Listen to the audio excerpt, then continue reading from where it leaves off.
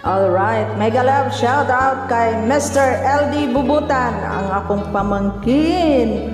Ugoy, di ko kabaluan pero i-try na ako.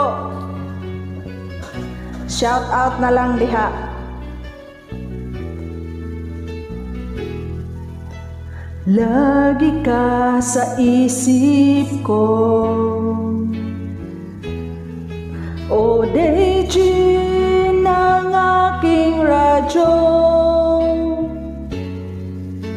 Siguro maraming nagre-request sa'yo ng mga kantang paborito ko. Bakit ka nalulungkot? O